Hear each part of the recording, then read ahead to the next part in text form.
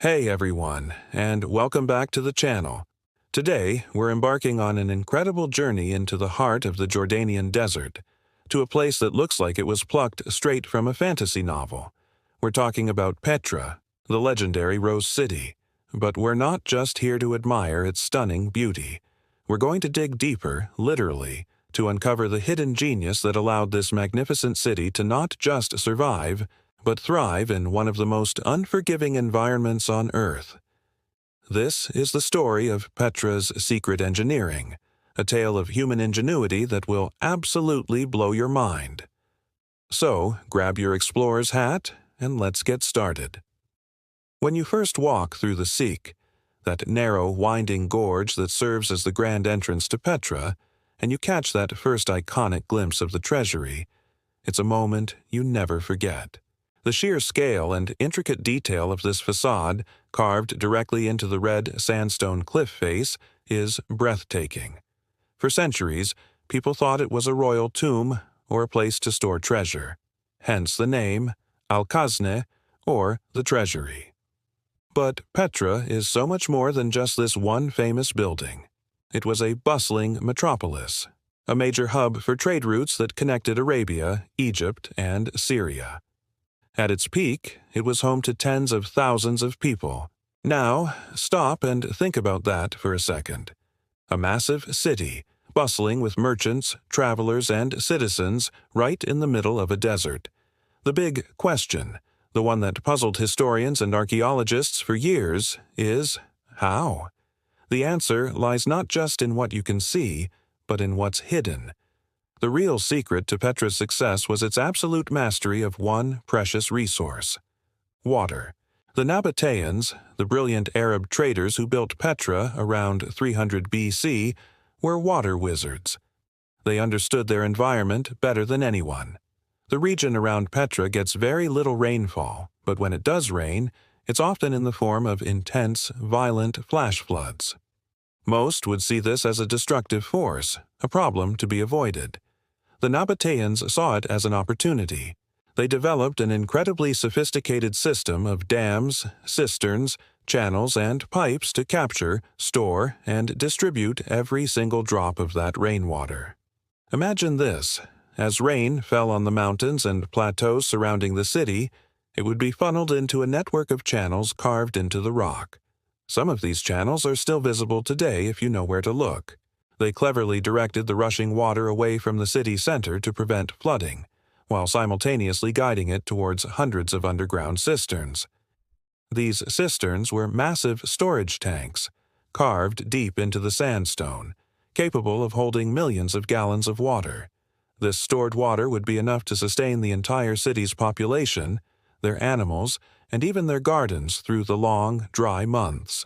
But they didn't stop there. The Nabataeans also engineered a complex system of terracotta pipes to distribute this water throughout the city. Think of it as ancient plumbing. These pipes brought fresh, clean water directly to homes, public fountains, and even to pools and bathhouses. Yes, they had recreational water features in the middle of the desert. This wasn't just about survival. It was about creating a luxurious and comfortable lifestyle that would attract wealthy merchants from across the ancient world. Having a reliable water source made Petra an essential and desirable stop on the caravan routes. It was the ultimate competitive advantage. And the engineering genius extends beyond water. Look at the structures themselves. How did they carve these massive, perfect facades into solid rock? The Nabataeans used a technique known as top-down carving. They would start at the very top of the cliff face, carving a ledge, and then work their way down, chiseling out the intricate details of the columns, statues, and doorways as they went. This method avoided the need for complex scaffolding and allowed for incredible precision. It also meant that the entire structure was a single, solid piece of rock, making it incredibly stable and resistant to earthquakes, which are common in the region. Think about the planning involved. Before a single chip of stone was removed, the architects had to have a perfect mental blueprint of the final structure. There was no room for error. You can't just glue a piece of the cliff back on if you make a mistake. The symmetry and proportions of buildings like the treasury and the monastery are a testament to their incredible skills in mathematics and design. They were master architects and engineers, using simple hand tools to create monuments that have stood for over 2 millennia. As you wander through the vast expanse of Petra, you'll see hundreds of these rock-cut tombs, temples, and homes. Each one tells a story of this remarkable civilization. The so-called royal tombs, for instance, are a stunning collection of monumental facades carved high into the cliffs, showcasing a blend of Nabataean and Greco-Roman architectural styles. This fusion of styles reflects Petra's status as a cultural crossroads, a place where ideas from East and West met and mingled. However, Petra's golden age eventually came to an end. Shifting trade routes and a catastrophic earthquake in 363 AD crippled the city. The intricate water systems were damaged, and the city slowly began to decline. Eventually, it was largely abandoned and became lost to the Western world for centuries, known only to the local Bedouin people who continued to live in its caves. It wasn't until 1812 that a Swiss explorer, Johann Ludwig Burckhardt, disguised himself as an Arab scholar and rediscovered this lost city, bringing its wonders back to the world's attention. Today, Petra stands as a UNESCO World Heritage Site, and it's a powerful reminder of what humans are capable of. It teaches us that with ingenuity, foresight, and a deep understanding of our environment, we can achieve the seemingly impossible. The Nabataeans didn't just build a city, they built an oasis of civilization, a testament to their resilience and brilliance.